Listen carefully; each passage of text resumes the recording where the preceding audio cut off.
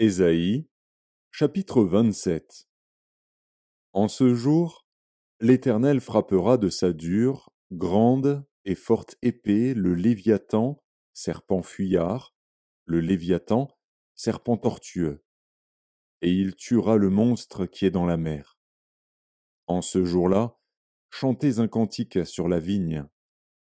Moi l'Éternel, j'en suis le gardien, je l'arrose à chaque instant.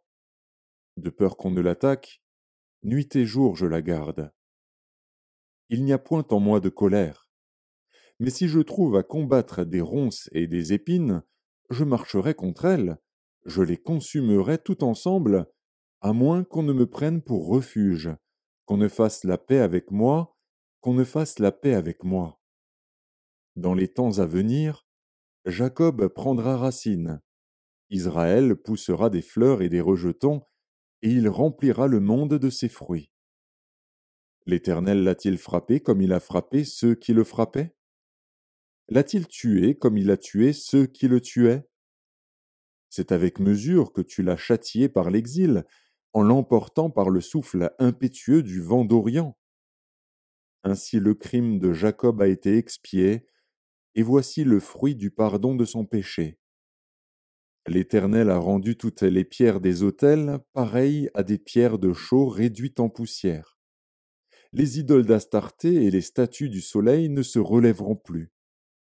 Car la ville forte est solitaire. C'est une demeure délaissée et abandonnée comme le désert. Là pâture le veau, il s'y couche et broute les branches. Quand les rameaux sèchent, on les brise. Des femmes viennent pour les brûler. C'était un peuple sans intelligence. Aussi celui qui l'a fait n'a point eu pitié de lui, celui qui l'a formé ne lui a point fait grâce. En ce temps-là, l'Éternel secourra des fruits, depuis le cours du fleuve jusqu'au torrent d'Égypte, et vous serez ramassés un à un, enfants d'Israël. En ce jour, on sonnera de la grande trompette, et alors reviendront ceux qui étaient exilés au pays d'Assyrie ou fugitifs au pays d'Égypte. Et ils se prosterneront devant l'Éternel sur la montagne sainte, à Jérusalem.